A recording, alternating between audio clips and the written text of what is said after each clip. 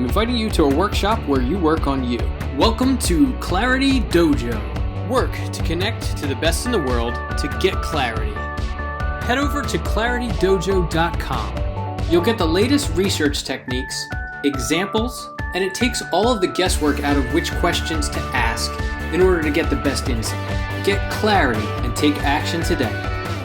Justin O'Donnell, thank you so much for jumping on the call with me tonight. I really appreciate you, connecting.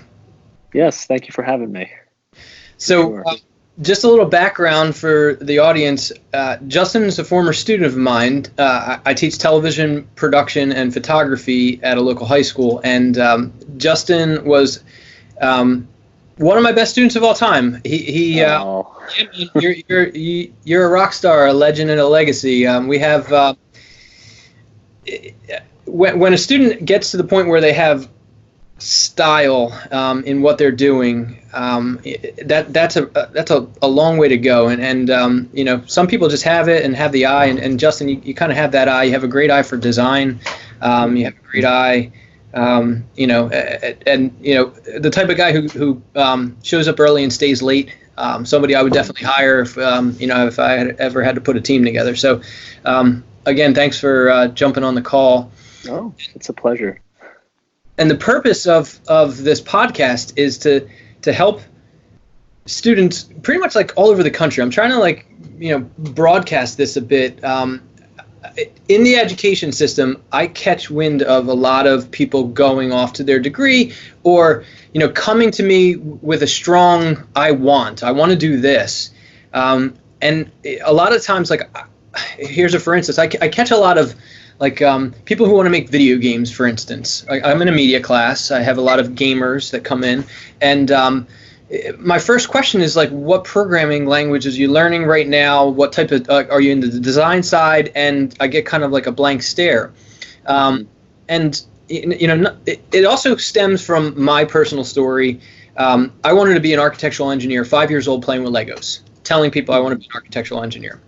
I went to a college. I got a great scholarship, and they didn't offer architecture at all. And we didn't have an internet connection. It was like dial-up back then. My first year at college, we had our first cable connection, and you were starting to be able to see websites. But the ability to connect today's day and age is astounding. And there's a couple of easy search tools where you can find people who are doing the exact thing that you want to do, and sometimes the best in the world that do the thing that you want to do, and then have a quick chat with them. So I'm going to kind of model that conversation towards the end of our of the podcast tonight, what questions that I asked. So I'm going to try to kind of run the same questions with every one of the podcasts. Okay. But your situation is interesting. So this is something where I think that there's some insight, and we're going to kind of dig into where you are in life right now. So you graduated with a BFA in filmmaking, correct? Is that correct? Okay. Yes. And I'm going to feature in the show notes another one of our one of my former students, Talon Lauriello. You guys work together at the college, still currently. Yes, that's correct. Yes. And he kind of did a documentary of sorts for his class on your career change. So you're making a career change from film to what? At the moment, I'm considering going into urban planning. I'm sort of in a transitory period at the moment. I'm not 100% locked down on it, but that is currently the direction I'm moving in. Okay. So that's exciting. And I love it. I'm pumped for you. I know that's it's a good choice. And I'm interested to kind of dive in, how that decision came about. So in watching the documentary that Talon made, I just kind of grabbed a couple questions. So I guess right off the bat, you're kind of changing direction, switching from film, cameras in this visual medium, to urban planning. Can you discuss the inspiration for the transition? Yeah, I mean, I would say that it's sort of been two different parts that have been moving on their own, which has been, it's sort of been a decline in interest in filmmaking and sort of a rise and sort of a different application of my design experience. Um, Earlier, you were saying that you could tell that a student was really uh, far along and really doing well in media if you could sort of make out like style within their work or something that is individualistic about it or unique. And that is something that I definitely even took to heart at the time. I was always trying to find out what I could do differently, how I could apply some of the techniques that people whose work I admired, how I could apply them to my own work. Um, and when I when I went over to film school, it started to become pretty clear to me pretty fast that film is a far more collaborative medium than a lot of the work that we were doing for Shawnee TV and within your classes. And it became very challenging to sort of have a lot of those elements of, style, not get sort of diluted by the efforts of a 15 to 20 person crew. What I really tried to start pushing into doing was um, sort of making the things that I want to push myself forward with. I sort of wanted them to be more along the lines of writing and more more on the conceptual side of the piece as opposed to like the visual elements, which I feel were a pretty large focus for me while I was at Shawnee TV, was experimenting with types of cinematography and motion design and color grading and whatnot. And I sort of really tried to experiment more with creating unique stories and short films, as my filmmaking program required us to essentially produce our own project every year. And so really what I wanted to do was I want to create films that I've never seen before. And I don't think anyone else has seen before.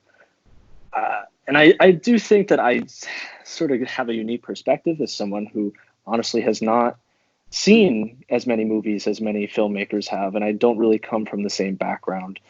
So I sort of really tried to incorporate a lot of things that were interesting to me at the time. I played a lot of like tabletop fantasy board games and sort of started reading a lot of H.P. Lovecraft and things like that. And so I really tried to, essentially my focus sort of became, and with a lot of my films, was taking like the supernatural and then sort of trying to spin it in a way that reflects contemporary issues that young people face. Okay. Maybe I'm going on a bit of a tangent here, but I understand where you're going though. yeah. And besides the fact that producing all these films was very costly financially, the act of being in that producer role of arranging shoot dates and schedules and hiring crew and cast, getting props and property and securing rights to locations and music and all of that. It sort of really made me realize as time went on that not really sure if it's the way I want to keep going with my career. The act of sort of freelancing in that regard, and really essentially hustling to find your next job all of the time, sort of really started to dawn on me as being something that I couldn't really gel with. I sort of really started to feel like I needed to do something with a little bit more stability.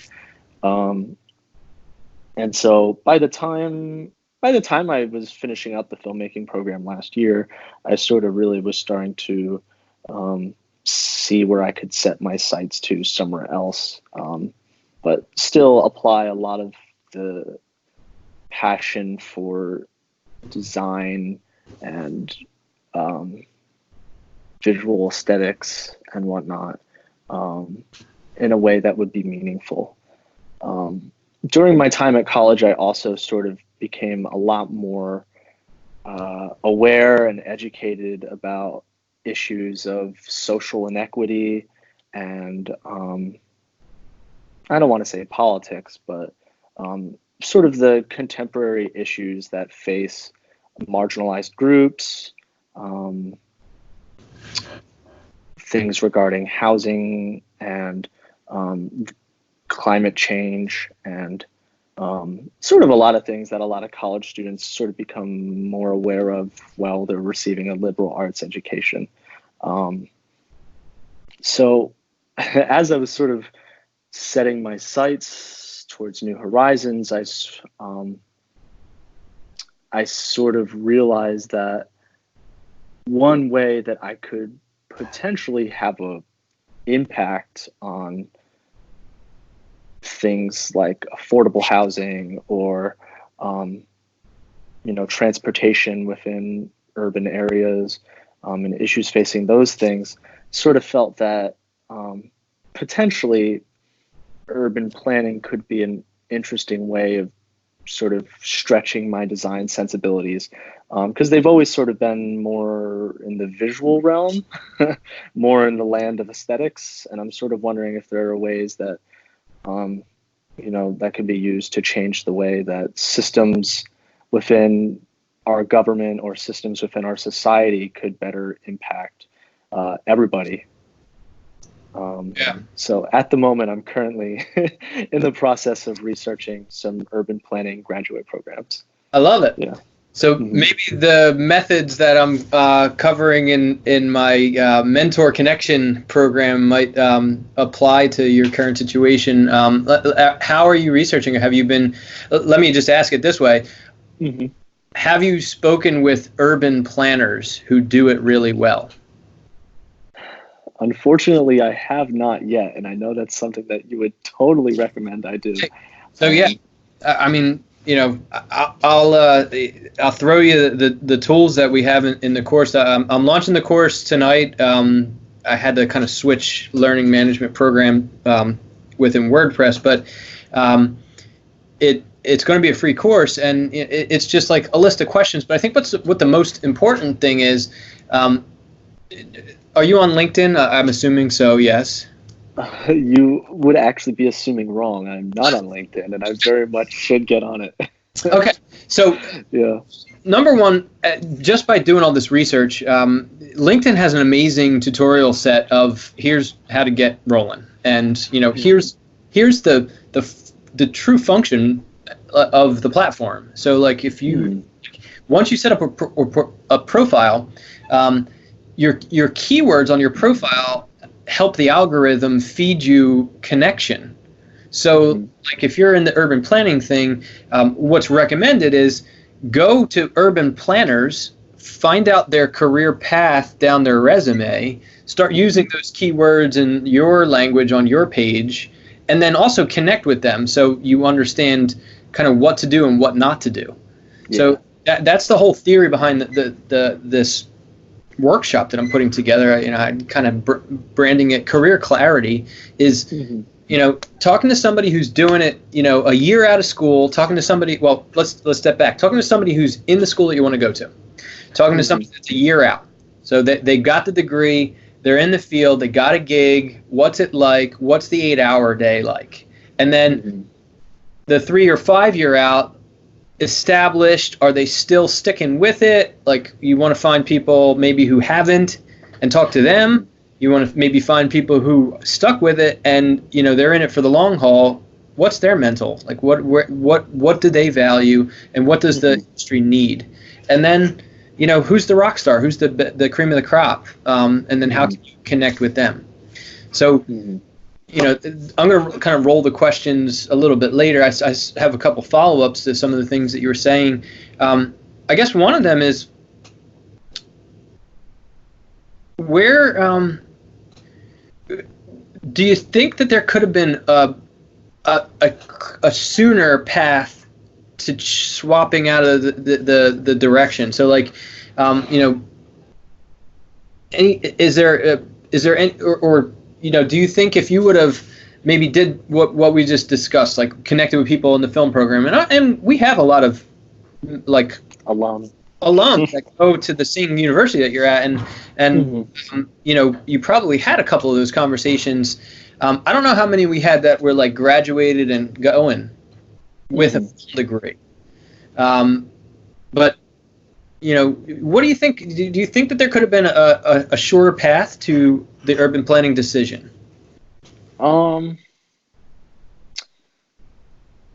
Potentially.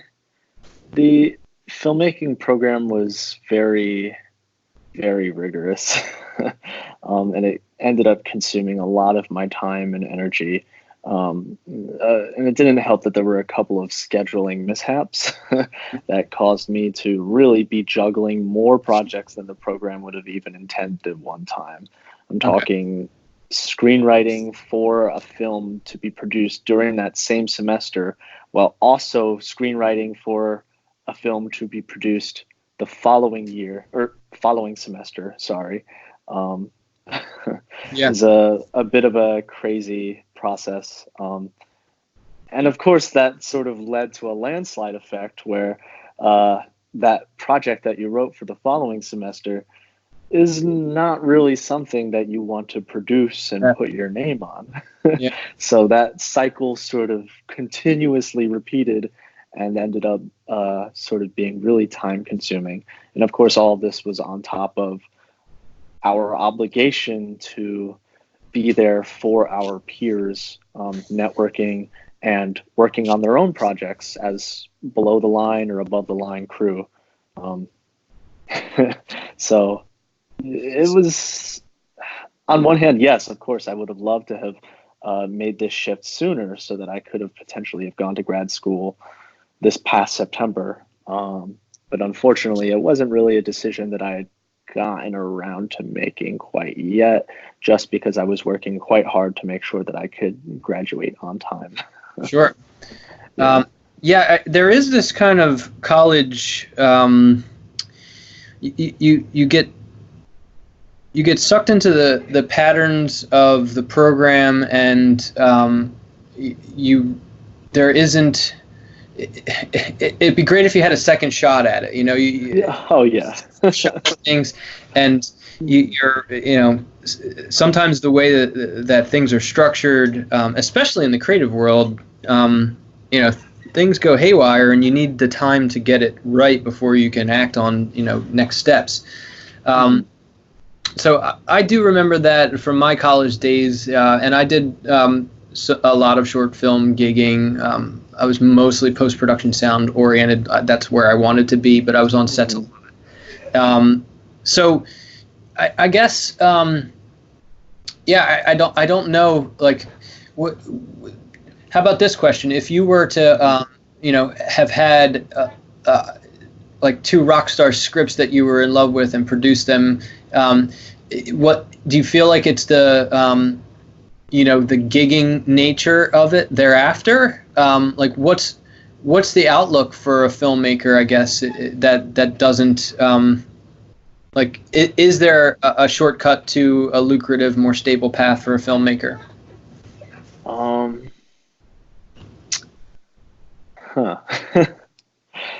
Honestly, I sort of feel that if a filmmaker is coming out of high school and they're interested in getting into the industry, you could very likely get by without going to film school. I'd say definitely 75% of the stuff that I learned on set outside of class during the weekend, sort of dealing with the hour to hour problems that come up on a film set and learning how to react to them and take care of them accordingly. There were some helpful things that you will definitely learn in film school. A lot of above the line work, you'll definitely learn from there. But if you're looking to go somewhere below the line, honestly, I would I would definitely find another way. Yeah. Let's not like be bashful about this. I mean, Yeah. I teach the subject, and I'm sending people in that direction. I've been on indie sets, and I've also seen the commercial side of things. And honestly, like what we're doing right now, and the people who iterate, like you're a churner, you're a guy that can churn content, you're a guy that can conceptualize and then go. If you turn that with an entrepreneur spirit into branding and marketing and selling an idea, and like this idea, I believe so passionately, like it can't fail. I mean, if people connect with people in the way that we're describing, you're going to act on better intel, and you're just going to be making better decisions. It's worth. How much was your degree? And I don't want you to answer that, but like how much does it cost before you have that sink in, and then can you convince yourself ahead of time to making that research a priority when you're a 16-year-old kid. You're just trying to find your way and like make some friends and like break out the parent situation. I think that's like, I just don't feel that people are ready to make the decision 16, 17 years old, sophomore. I agree. I don't think that the current infrastructure of like, go ahead guys, go off, and you need a college degree because most of the jobs are there, and like the way that the infrastructure of the public education system, like you can't deny the statistics of getting a degree and what the trajectory looks like. There's actually some interesting math on a couple different websites that I wrote into one of the articles, but besides that, what is missing is this connection. Like I didn't have it. It's still not happening. You look at the Sir Ken Robinson TED Talks where, the public education system is designed for, industrial revolution times, and, we're in an information society. We have the connections, and man, the kids are like this all day long with the phones. So just taking that one step further, and let's like start courses where send a message, send a message to somebody. Yeah, like start talking to these people that are doing the thing that you want to do. Johnny wannabe, gamer. I got a buddy from high school who was on the Halo team. Let's go call him. And a very small percentage of those folks are taking me up on that offer. So like I'm trying to figure out the psychology of like, how do we get there faster?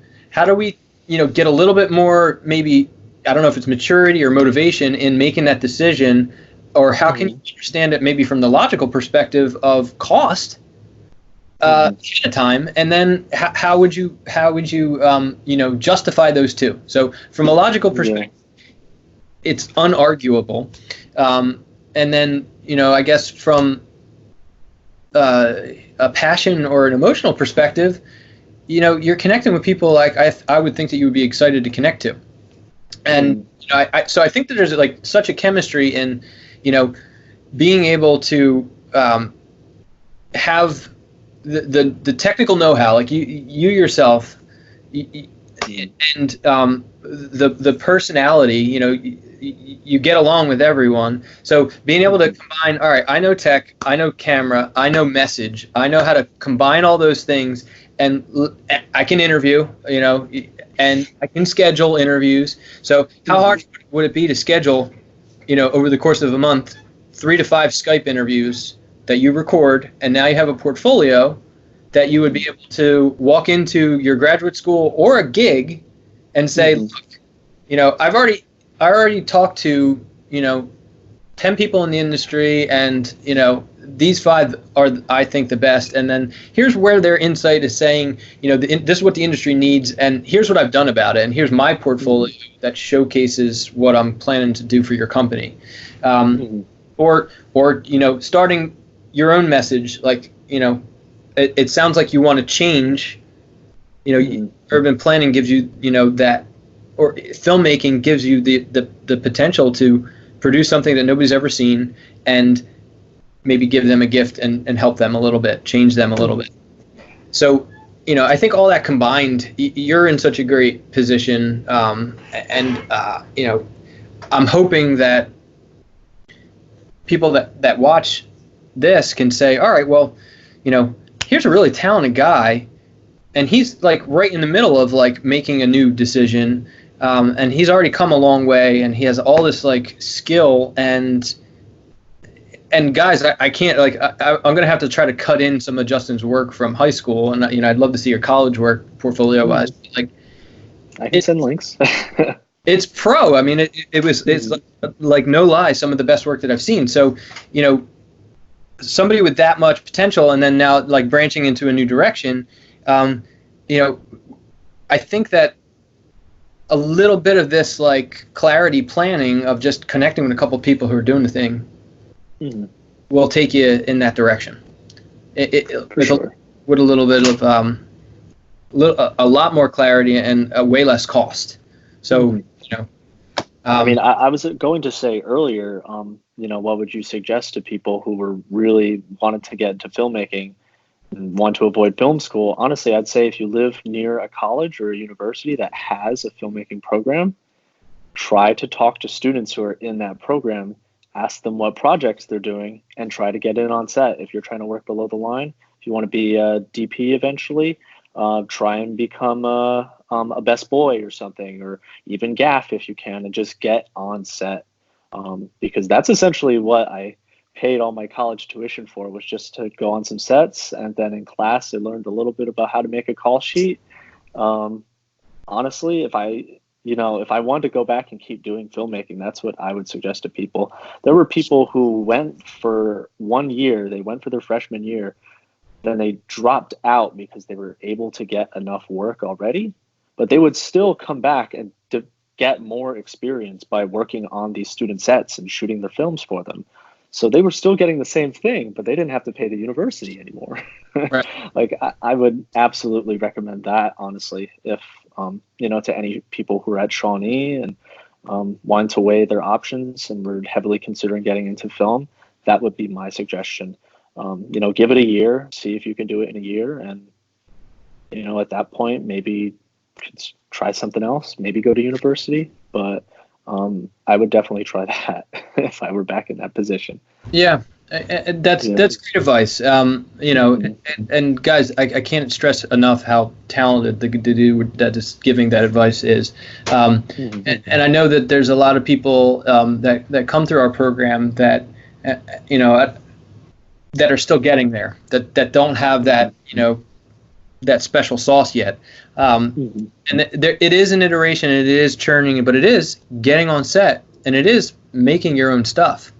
So like, getting the experience right away and not thinking that it's just going to magically happen later, and taking action on the immediate level of, all right, let's go. Let's write a script and let's go. Let's do it now. Let's listen to Justin O'Donnell and, tap into local college scenes.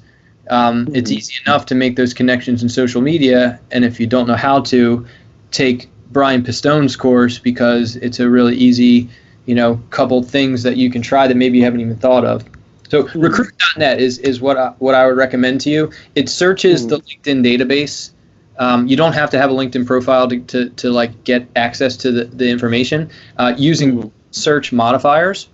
So it's like a nice interface. It gives you prompting on like what keywords to use. Things like location, industry, college year graduation is one of them. Actually, I don't know if it's in there, but that's one of mine that I kind of give in the notes for the course. But it's could you find somebody that's going to Montclair that's in the currently in the program? Could you find 10 people and just bust out emails? So, that I think is the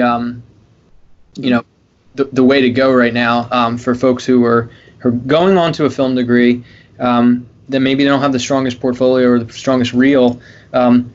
Do the as soon as you get your license, drives and get up there. Talk to your parents, get the approval from them, but basically start college a little earlier by doing that. Getting on set as much as you can. So that's great. That's a gold nugget right there. I think that's great. Pre-college interning. Yeah, so, I mean, honestly, before I was suggesting after high school graduation and do that as an alternative to college. But I mean, if high schoolers are able to go out and get that experience before they graduate high school, you would be very much ahead of the game if you've already been on set, for sure. and that people would say, yeah, sure, we need you. Come on out. Oh yeah, no, I've seen many desperate producers and directors out there. So, in this line of work, it is one of those things. Like, you can totally get the experience ahead of time, and in many lines of work. So, like, that's what I'm exploring right now. I want to start to like branch into all the different fields, and I'm looking to hopefully bring on students and just let's do it. Let's see what's out there and like start making sense of the transition from high school to career. Or just lack of clarity to career with this mentor connection technique. Like, go find somebody who's doing it and say, yo, do you need help? Cool. So that's in a nutshell for, what, this whole thing is about. And I really appreciate you sharing, your transition story that's still in the works. I think I want to shift into the questions now. So we're about 30 minutes into the discussion. So what I like to do is kind of like maybe model for somebody who might be doing this type of like interview. This is their first time on Skype, and they're calling somebody in the industry. Maybe they're a little nervous. I don't know. So when somebody jumps on a call, you have a list of questions in front of you. You click the record button on Skype, and you're off to the races. And I'm still working on tightening the questions and the order. So if you do start getting into this type of like reaching out to mentors and how you adjust your question set, I would love if you would like leave feedback, either in a comment here or within the course. I'll send you the link to the course as soon as it's published. Should be up there, a couple hours after we're done the conversation. So it's way longer than 15 minutes, but my recommendation is to reach out to people for a 15-minute conversation. Very simple message. Most people will get back to you, and if not, broaden your list, and it's a numbers going. And then I know. but most people will get back to you. And then from there, you schedule 1 or 2 emails.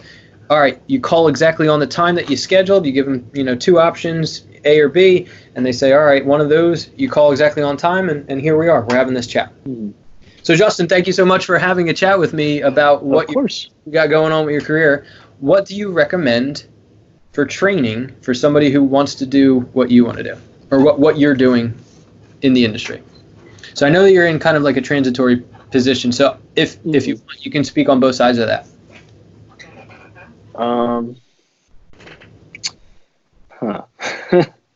mean, with regards to filmmaking, I partially already covered that.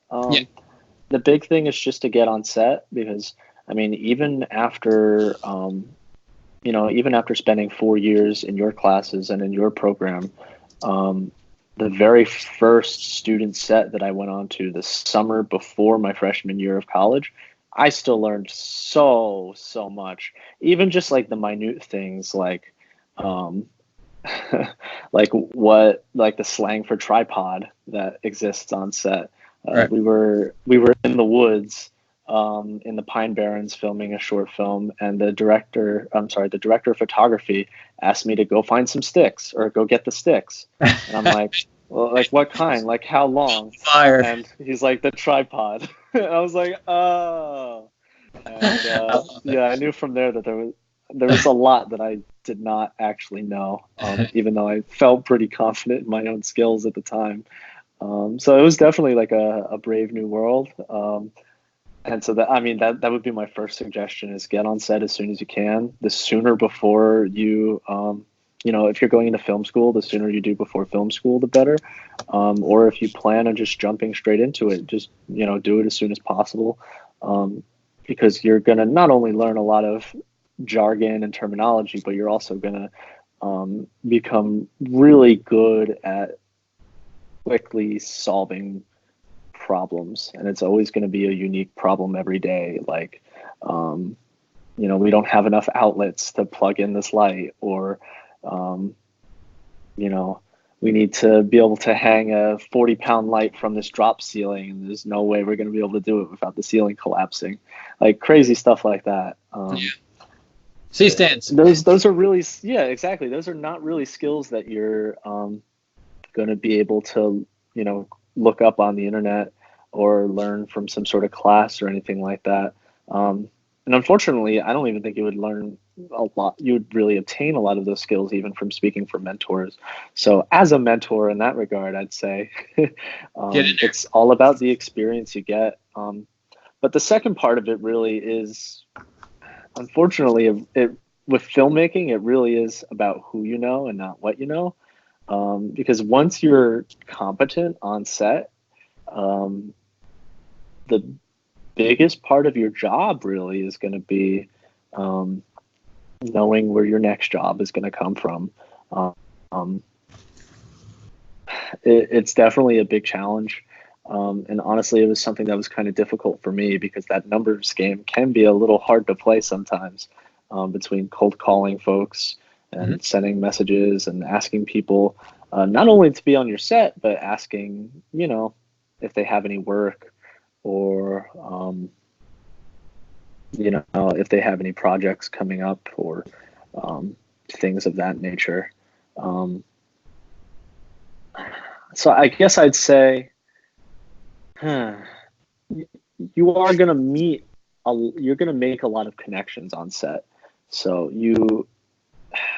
when you start off, you're probably going to be working a pretty low position on set. You might be a PA, you might be a second AC, or, one of many grips.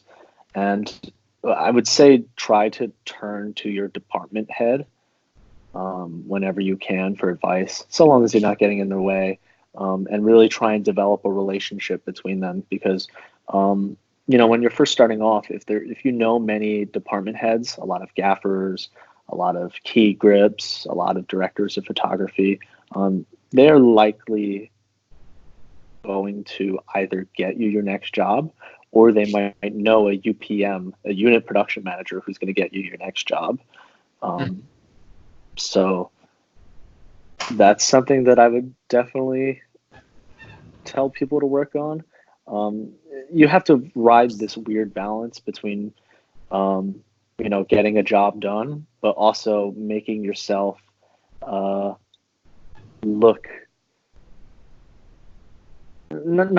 making yourself friendly and outgoing enough on set where people are going to want to work with you again. You gotta definitely make a large effort to be likable, unfortunately. That's definitely something that I wasn't as prepared for as I thought. I very much focused on the physical and technical skills of filmmaking, and the staying on schedule and being efficient and getting things done quickly. But I definitely felt like I could have done more to network and get to know folks on set a bit more, because it may have made finding crew members and getting on more sets and finding commercial work a little bit more easy. Yeah. So I would definitely advise students to be thinking about that when they are getting on set, for sure. That's huge. So long as you're not getting in the way of production. Yeah. You know, there is that. You got to be cool, and you got to be able to throw down. You got to be able to, you know, put up. So, you know, I have a lot of indie and a lot of commercial experience. I didn't really do much, you know, high-end feature work. I did a couple of feature-length films. I got to mix one in surround, but it was all like post-production stuff where we're sitting in our studio and not like and networking. People, like, I was in a position where I was going and trying to find work, though. So I was you know, doing all of this, you know, the cold calling and the networking. What I don't think filmmakers are prepared for is the amount that you have to do, and the numbers of it all. And maybe I need to start making more graphics from that, because I think, you know, I'm into real estate as well. You know, the sales and marketing side of real estate, like, to have a good day, you got to be making 60 phone calls. 60. Try to make 60 phone calls in a day and see how long it takes for you to work up to that number. 60 calls a day, and you will be successful. You can do six-figure monthly if you're making 60 phone calls a day with clients, you know, potential purchases. And then, you know, if you're operating a call center, that number is astronomical. Like cold calling, you have like the ability to like multi-dial. You're just kind of, you know, and you have to train people and do that kind of thing. From doing that business, I would recommend everybody, you know, in high school, get a sales job, some kind of job where you have to talk to people and try to sell them something, you know, even if it's retail. But you know, the amount of stuff that I learned personally translates to like next level, so many things. It's you know, having the ability to, when you feel uncomfortable, still perform at high levels of, you know, I'm still looking at this number. Did I hit this number? Because you know, there's all kinds of techniques. You take two little jars and you put a paper clip from one to the other, and you look at and you just go. You just keep going. So that's not easy to hear, though, from somebody who's like, I just want to make film. Yeah, that really was the attitude when I was around from a lot of the people who were creating stuff, even before I was super involved with it. It was, you know, it's a very casual environment. People just want to make stuff. And Shawnee TV did a really great job of enabling people to do just that. But after Shawnee TV, really was a rude awakening to see how much work is involved getting to that point. You know, there's so much planning in the film world. In all, I guess live, you know, the live environment is different. But you know, when you're, you know, crafting a message and getting everything to script, and then all the planning, like you said, that goes in everything. It's most of the work when you're producing and on set for your project. It's 85% of the work for sure is done beforehand. I mean, calling, meetings. Like Hitchcock considered the film was like in the storyboarding, and you know, this is the work. This is it. This is where the film is made, and then just putting people on set and like telling them what to do, and you know, assembling everything. You know, that's like the aftermath of a good executed plan. So, you know. All right, next question. So yes. Or did you want me to touch a little bit more on the urban planning side of things? Because we sort of made that what do you got? I mentioned earlier that you know, as a college student, I sort of became more aware about you know, contemporary issues, and it sort of coincided with me discovering a new site that I actually enjoyed, called Curbed. They write about architecture, they write about interior design, but they also write about urban planning and civic issues affecting transportation, and affordable housing and issues like gentrification and things of that nature. And I don't know, I guess what I wanted to pull from that was, even despite all of the film work that I was busy with and, working a day job and sort of balancing, developing all of my skills, doing your homework and sort of expanding your horizons by, reading or keeping up to date on current events in the world was definitely an important factor towards me, sort of deciding to want to go in this direction. It definitely helped because it's, not something I would have considered otherwise if I wasn't just, finding new places to read the news. Something as simple as that was just, I don't know. I'm not sure where I was going with that. That's training. So, one of my big recommendations to students, to what I've been writing, throughout the development of this course is, cool curation is what I'm calling it. Curation takes it's work. You have to seek. Mm-hmm. You have to pull the nuggets out of very intelligent pieces of either literature or podcasts or websites or whatever feeds that you're on. There's so much noise out there, and to be able to get to the signal and really pull out that training. So how do I you can get, like you said, you can get, there's so many angles to play for free training to get your 85% of the way there. And then I'm a big fan of paid training too. So college, I say go to college once you know it's the right thing.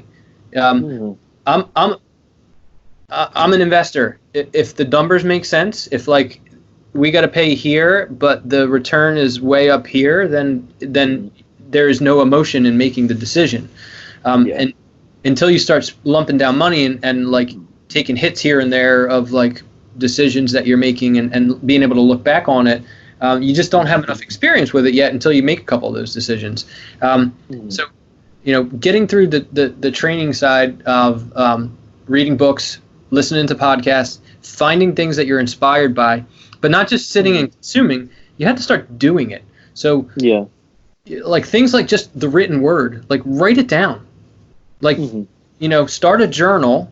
And every single day, write the notes of your life in it of here's all the things that I'm learning. Here's what I still need to work on. I'm a big fan of very short goal type things in handwriting on a piece of paper. I'm bullet journaling. Yeah, and just crossing things off as you get through the punch list of things that you have to accomplish. But that's training to me. So we're still on question one, by the way. Sorry to draw this out. I think it's, find those mentors, find the people that are inspiring you, find the feeds that are inspiring you, find the podcasts, the books, the websites that inspire you, and participate. You got to take that knowledge, and you got to learn how you learn best. And auditory, I love listening to long format. This exactly what we're doing right now. I learn best by talking through. So when I teach, I'm learning. When I'm teaching people how to do something, when we have conversations like this is where some of the deeper learning happens. You're kind of talking through some, especially the tough stuff in life. What we're talking about is kind of tough stuff. Big career change, big dollar amounts that you had to plunk down to get to this point to make that understanding. Personally, I've had a couple big, crazy, life things. My stepfather, he just had a massive stroke back in October, and God bless him, he's alive, but he's 65, and his life changed dramatically. And we've had a couple, deaths in the family and that sort of thing, but life hits you, and then you start to put all these things into realization, and being present with the ones that you love, and then I want to do something for them, and I want to do something that's just right, that's just true, and that helps people. And, combining all that, I think, is what career and vocation is to me. So, like, how do you share that? I feel like this conversation over and over again, and putting it out there, and hopefully people, tune in, and, the more people that start to try to participate in this, let's go talk to people who, like, I'm going to start doing, like, I'm currently doing my own, mentor search. So I'm like reaching out very high level. I'm trying, like, I don't know if you ever heard of Ben Hardy. He's like the #1 writer on Medium. Ben, I think I may have. Yeah. I hope you're listening to this episode. I'm scheduling with him for something in September. So, that would be a huge opportunity. He's my mentor. I read all the stuff, all of it. I read his books, or a book. He's got another one coming out soon. Bought his courses. But yeah, buy books, jump into training. Like, if the numbers make sense, even if it's a dude on the internet, jump into training. Like, you're going to learn next level things. There is value there. So, all right, we're moving on. Okay. So I'm going to ask, like, it's 2 questions, but I'm just going to ask them both. Okay. Is there anything that you would recommend me to do, or anything you would recommend me not to do? I would advise that people probably do a lot of the things that I've already mentioned. If you have that entrepreneurial mindset, and if you're really excited and motivated about film, surround yourself with people who feel the same way. And I think you'll already find yourself in a good spot, because if you do, you already have that network that you need. You already have your collaborators who you're going to, be working with on set. And hopefully they will also have people that they know that you don't know, maybe are a bit more experienced and might be able to take you under their wing, and might have some commercial work for you. That happened to me. I met a bunch of people in my freshman year who brought me on some music videos, on some lookbook shoots, and they were definitely like a tremendously good experience for me, and definitely helped me to raise my confidence more as a filmmaker. But I mean, they also helped to ingrain the things that I was learning on set. It legitimized things a bit, because student sets they feel like student sets, but you'll go out and find that they very much are like the real deal. And from then on, you just continue networking from there. That would be my biggest recommendation. And, at that time, I wish that I had worked a little bit harder to get people's contacts or people's emails or cards and whatnot. So that would be my recommendation. What I wouldn't recommend,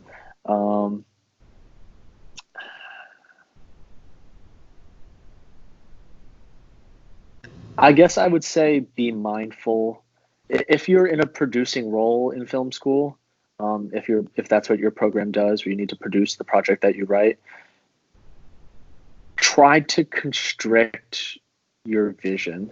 It's very easy for you to get excited about some visual effect or some specific kind of scene or message or motif or whatever that you want to get across. And it can be very easy for you to rack up a bill for yourself and create very high budgets for yourself that, might not be an ideal financial situation for a college student, and might just lead to more stress down the line as you try to coordinate, hiring non-student professionals that come and work on your set to do like prosthetics or blood effects or fire or anything like that. I would say to just watch out for those things, and try to write with what you have, with what locations you have, what people who can provide resources to you easily, at least when you're first starting off as a producer who's making their own content, for sure. Yeah, great advice. And I know we're going to be a little bit redundant on some of these, but do you have any advice for getting internships and meaningful work even at the high school level, or maybe even at the college level? Mm-hmm.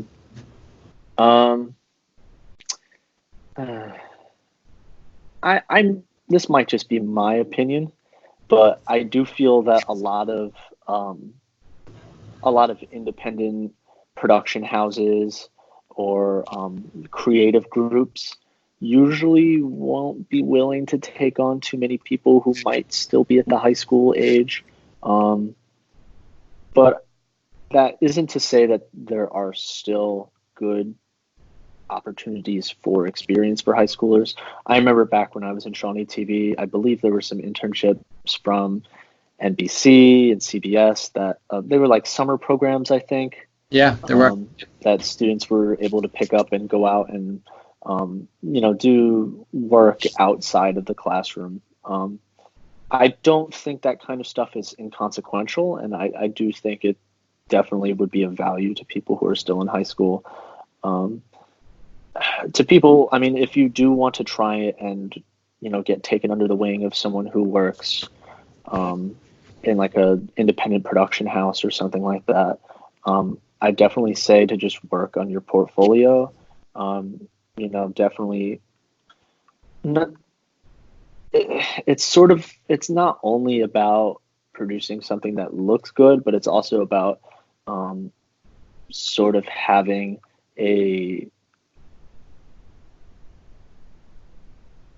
it's not just about the quality of your work, but it's also about what your work sort of represent with regards to what kind of work you can get done. So for example, say you want to be an editor and you want to go work for an editor at a production house as like an assistant or an intern or something like that. Your portfolio would be stronger if you had more than just short films that you worked on in college, or in high school. If you did some freelance work, where if you worked on, a commercial or a web video for somebody, or even like a music video that you produced for a friend or, somebody that even stuff like that can help when you're cold calling and trying your best to network with folks, because I firmly believe that helps with the kind of work that a lot of those places try to take on. Because, they don't just do commercials. They don't just do short films. They could do all sorts of crazy things like digital signage and 3D installation art and web campaigns and web series and things. And I do believe that they are looking, if you're trying to make your resume look stronger and your portfolio look stronger, diversifying in that regard would definitely be helpful. Yeah. Did I lose you there for a second? Or? No, I'm in. No. Okay. Here. Can you hear me okay? Okay. Yes. Yeah. Cool. Oh, it may have been my AirPods losing battery. Sorry about that. We're gonna try to hustle. So, Okay. How about your experience with like scholarships or financing college tuition? With regards to scholarships, I'm gonna say it is very easy to let college get in the way of being proactive with those things, especially if you're working in a profession like filmmaking. Between the hustle involved with that and your classes and your day job, probably, it can be very hard to take the time out to look for scholarships and to apply to those sorts of things. So I would try to stress to anybody who's beginning to go into college that they should maybe try and dedicate time, I guess, to continue to look at scholarships, because it's very easy. I've seen it get brushed to the wayside by probably 95 to 99% of college students. That I think is the technique. So yeah, and it's for a lot of this stuff. So like making time to connect with the scholarships and do the research, making time to write the essay or create the video to and then submit it. But we also see the same thing in the work that we do. Sometimes we have this stuff that's cut and it's done and it's in the can, and then there's the whole marketing and festival circuit side of that type of work too, that you have to dedicate yourself, make the time, and like apply. And it's just a time, like it's a mindset thing and a commitment, and it's a scheduling thing too, and you have to like prioritize and make the time. I had a really nice conversation with Leah Jinian, and her method was Saturdays. Everybody wants to like chill and like sleep in and like be with friends, or whatever, go to lunch or whatever it is, but you peg Saturday, that's the day. I'm going to do a full day. To get in there, and even if it's not a full day, you do 3 hours every Saturday. Where would you be? I think that looking for scholarships at the high school level, it's a smart thing, because it was definitely easier then, I will say. Sorry to interrupt. You get into I think it's easier for high schoolers to be proactive than college students with regards to scholarships. Yeah. How about best networking tip for college?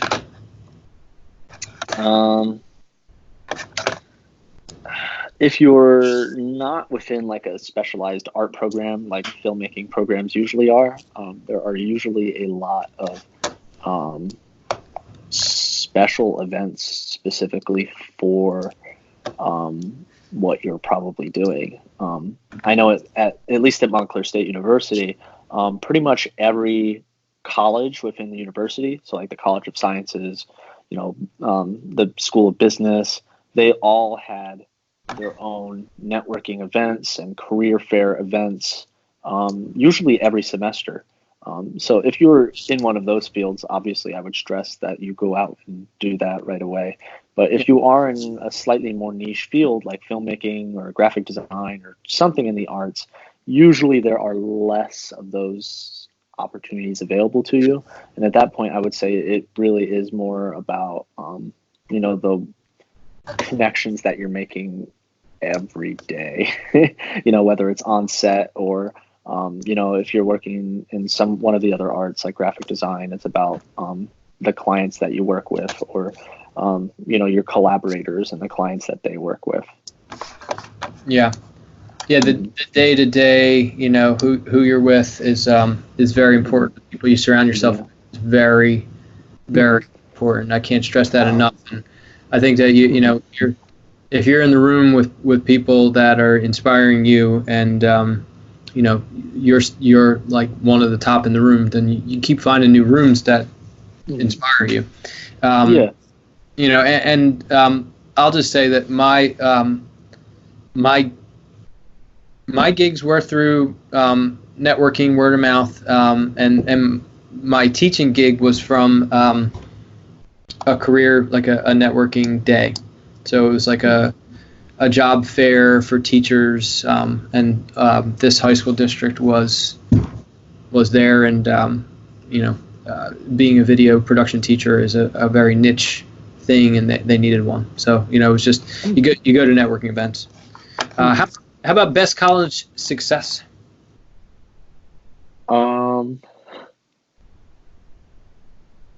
I guess this is going to sound weird, but honestly, it was just producing films. Being able to take a project from this small idea in your head to expanding it to, a binder full of pre-production forms and connections and contracts and people and connecting with the State Department and maintaining good relationships with location owners and holding auditions and all the costs involved, making meals and actually making the film on top of all of that, and going through the process of, trying to figure out the creative problems on set of, getting the look that you want, and, I don't want to say actualizing, I don't think that's the right word, but like fully realizing your skills on top of all of those things. It really feels like a momentous achievement by the time that production is done, before you even start editing it. It really was like an incredibly surreal feeling, having, at the end of a set, having finished everything up and finally wrapping things. it was a really like rewarding feeling, I guess. Being able to go and build this network of collaborators, and this network of people who all, shared the same vision, and ended up making it a thing at the end of the day. It's really, really cool. And I think it's a skill set that will follow me no matter what career I go into. That ability to manage and organize and collaborate on that scale. Yeah. Bringing a big group of people together for a community, and then a product on the end. I think that it's kind of where you're going with the urban planning thing too. I think the development of community and helping solve a big problem. It's an admirable thing. I'm interested to see how that works out. How about college? Like worst college mistake? Just not really networking enough and not really working to develop acquaintanceship and relationships with a lot of the people in my program. I definitely feel like I could have not only benefited from it, in the actual production aspect of it, but I think maybe honestly I'd probably be more comfortable with the idea of working a gig career if maybe I had that stronger network right now. Yeah. But yeah, so honestly that would be the biggest thing that I would stress, and it's the thing that I definitely wish I could have maybe worked on a bit more. Yeah. I agree. And I had a similar experience, Justin. Like when I was in school, I was kind of disenfranchised with the crews that we were running with. I had a couple really great short experiences, and it didn't really turn into anything post college. Where I really took off was developing networking connections in the professional world outside of the school. So I think that would probably be one of my advice pieces for people in the college world is you get into this bubble and you get into this situation where you're with these people. Yeah, you got great facilities and equipment and you got great instruction, but you can just like not see beyond those walls so easily. Even if you're traveling all over the place with like crewing, but to understand what's going on in maybe like local markets, like where's the hot market? Like, is it Atlanta right now still? I know that was a big film market, past couple years. Philly market is, okay. The New York is probably a little bit better than, but do you have to travel out to LA? Like what are your thoughts on that? I do know that a good handful of folks who could go to LA in my graduating class and some of the surrounding ones did go to LA. As far as I know, I don't really know anybody that went down to Georgia, honestly. Not to say that there isn't work down there. I'm sure there is. But honestly, if you have the ability to go, I would probably suggest you try it. From everyone that I've heard that's either there now and trying to hustle, or people who maybe went over for a trip and briefly worked there for a couple of weeks, all say that the work pretty much grew on trees there. That's it.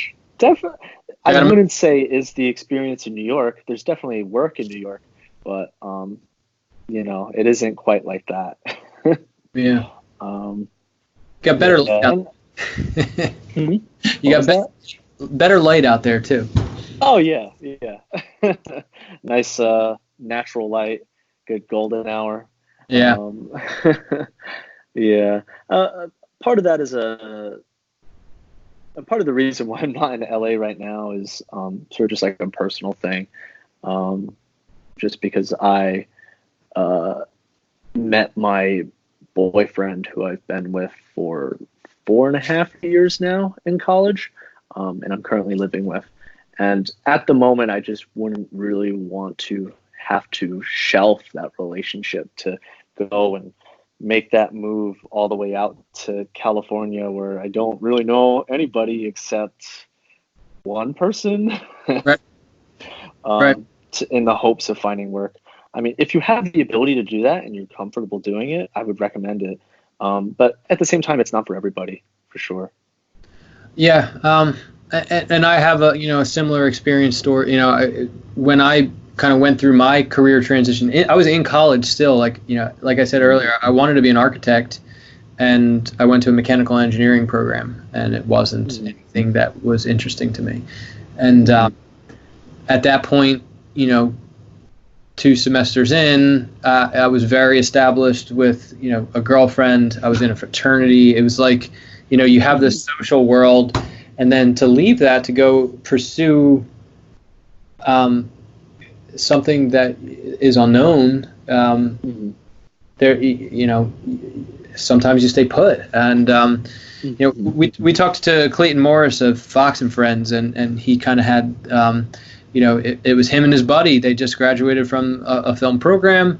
Do I stay or do I go moment? And he went, buddy stayed, and Clayton's Clayton. And then the buddy is still kind of doing the thing. And in a lot of ways, I kind of feel like the same. Like could things be different? Maybe, but I agree that you do what's right. You stick by the people that where you have your roots, and you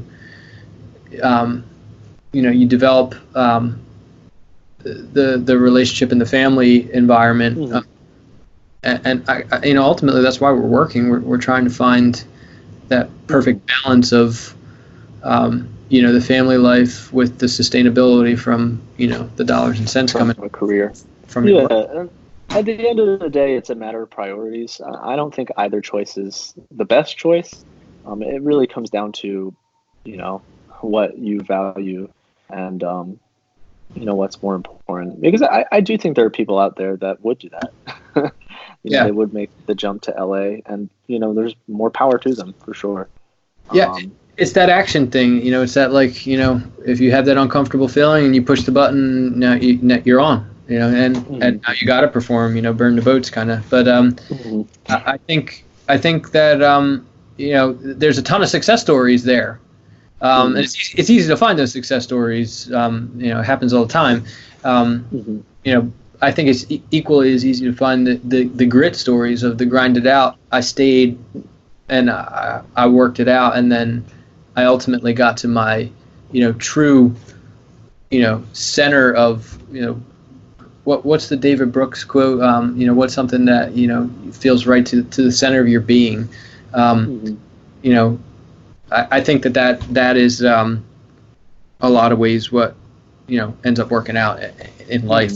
Period. So as long as you're active on it and keep working ahead. So I can't wait to hear stories of urban planning, because it's right in line with my architecture passion. And I still follow architecture blogs, and I'm kind of thinking about, I got to talk to Misty about this, but start doing the whole mentor thing and talking to architects and finding out, retroactively I can kind of get to where you're already in real estate, so yeah, we get to kind of redesign cousins, and flip things. Yeah, we're kind of taking over, and beautifying properties that need a lift, and holding rentals. Which, by the way, I have some stuff on my website, but if you're looking for stability, buying and renovating, like buying low and renovating something that you can live in and then turn into a rental and move on. Even like I love the duplex angle. If I could do it all over again, buying a duplex in a college town, living in one side and having the other one rented, and kind of like living rent free, and then walking away from college with a duplex, that's brilliant. And the people who can put something like that together, they're in good shape too. But you can't go wrong with a string of rentals. So just throwing that out there. If you ever have any questions about that, I could certainly throw you some insight from the experiences that we've been having. But let's pivot a little bit further here. So how has, I love asking these questions like positive and negative. Here's another kind of like negative angle, and this comes from Tim Ferriss. He's got a book, Tribe of Mentors. How has failure or apparent failure set you up for later success? Do you have a favorite failure of yours? I'm not sure if this is a wonderful example, but I'll give it anyway. Okay. For the project I had to produce my junior year, I had a film that had two characters trying to excavate the grave of a long dead werewolf to destroy its skull to like lift a curse.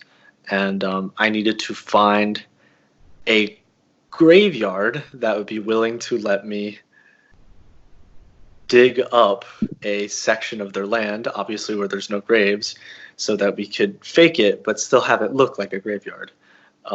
So I ended up cold calling and emailing a couple different local cemeteries, and did not hear back from any of them, as you would expect. I wasn't really expecting any positive responses. And from speaking to my assistant director told me that there is a old cemetery, a very small one on the outskirts of a local park in her town in Cedar Grove, like 5 minutes from the campus.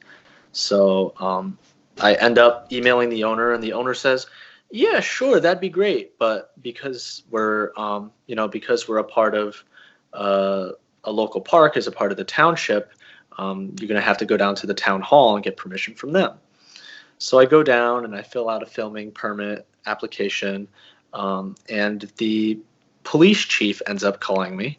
I explain what happens in the film, and I assure him that we're not going to be doing anything near the graves or anything like that, and we would obviously be very respectful to the land. And he's totally on board, and he says sure. And he says that he needs to pass it along to, I believe it was the head of the town council who would need to approve the permit. So I get a call back like 4 hours later notifying me that, of course, this person said no, because he believed it would be disrespectful to the land and shouldn't be doing that. And so I relay this information back to my assistant director, who is essentially acting as my assistant unit production manager at this point, because we're a week away from production and we still need this location. And she notifies me that the police chief is her neighbor. And so the both of us end up giving him a call back, and we're like, would it be okay if we used your joint backyard as a graveyard for this scene? And he says yes, and he signs on board, because they have like a backyard where they don't have a fence between it, and it's a large expanse right in front of a forest.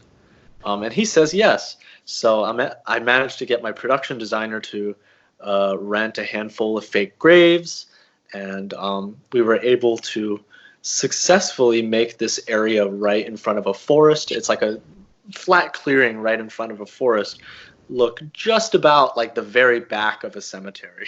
And it was a very close call, and it wasn't really something I was expecting, where we would be able to get the permission of this police chief but not of these other people at the civic level. But we're ended up able to sort of utilize that short connection that we made anyway. Huh. So not a great example, but it's the only thing that comes to mind right now. I think it's a problem-solving situation, and yeah. a numbers game. So you gotta get on the horn, you gotta scramble, and you gotta find a way to get what you need in order to get over the next goal. Yeah, it really was like a matter of scrambling and cold calling, and it was, I guess, one example of what you sort of encounter on a set, sort of being able to quickly solve problems and not having any idea what those problems are going to be until they're a problem. Yeah. Well, I think that it takes a special kind of problem solver in especially the indie film environment. But filmmakers, they come up with unique ways to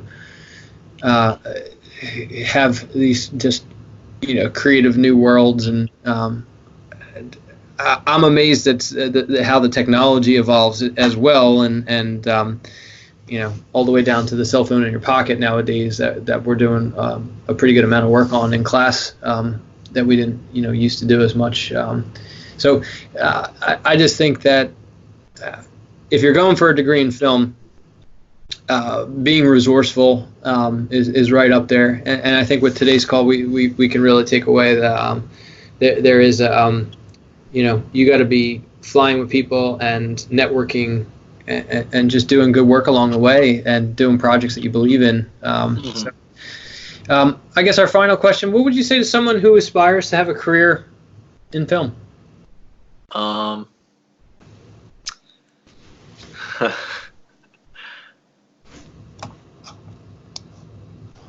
I guess I would, to sort of summarize everything I've discussed already, I would tell somebody to try to get on set as soon as possible. Try to find people who, preferably students or people, in your age group or near your level of experience, who, are working and are excited about something, and get on set, get to know them, surround yourself with people, have an open mind, be prepared to learn a lot, and sort of familiarize yourself with the set culture and all the set written and unwritten rules, and just try and get ahead of the game as much as possible. Just keep doing it, and if you want to produce your own work on it after you've been on set for a bit, because you'll know how to run your own set at that point. You'll know who to hire for what, and you can expect what kind of problems might come up from a producer's perspective. Huh. I think that's brilliant, and that really does summarize everything that we discussed tonight. And I want to thank you for taking a big chunk of time out of your night. And I think that this is something that it's going to help folks who are pursuing a film degree to wake up to some of the real variables. There are some things that aren't the glitz and the glamour, that if you have the diligence and like carve out the time to work on yourself in certain ways that may not be the most fun, but you're still you have a big majority of your time devoted to creative fun and the craft, and then a good devotion of time for the networking, the numbers game type of thing, the finding of internships, the finding of scholarships, the finding of mentors out there that can really point you in the right direction before you're making decisions. I think that that's the message that I think students need to hear. How can you convince yourself to get on that level? The sooner the better, because you get faced with these big life decisions that it's an investment. It's an investment opportunity. So don't walk fearfully into that, or walk without the due diligence, without the understanding of like what it's going to take in order to earn the return on that investment of your time and your dollars to achieve that career that you're passionate about, and that helps people. I think that overall there is that connection with society You have to provide value. If you provide value to enough people, if enough people what they want, you're going to get what you want. Ultimately, I think that was a Zig Ziglar thing. So, yeah, Justin, thank you so much. I really appreciate your time tonight. Any final parting words? I guess what I would say, to anybody thinking about going into filmmaking, if you're excited about it, that's awesome. That's like the number one thing that you need to keep coming back to no matter what happens. If it's what you enjoy, then, kick ass and, keep having fun doing it. And if things change, if time goes on and it turns out maybe you don't love it as much as you used to, or maybe it's not right for you, it's important to sort of know what's going to draw you towards the next thing. It's a good idea to have a grip on what your values are, and what you would like to make, or what you would like to change or revise or reform or have an impact on, and start doing the work to start moving in that direction. I feel that that's what I'm doing right now. And, I'm hoping that I find the next thing that's going to, have me be as excited and driven as I was before. Yeah. Well, I think you're on the right track. I'm looking forward to seeing your work, and thanks again, Justin. No problem. I'm inviting you to a workshop where you work on you. Get career clarity by searching LinkedIn and other databases with the keywords used in your field, and work to connect with the best people in the world, people who are doing the thing that you want to do. That will bring career clarity. Head over to claritydojo.com and take the free course called Career Clarity. You'll get the latest research techniques, examples, and it takes all of the guesswork out of which questions to ask in order to get the best insight. Get clarity and take action today.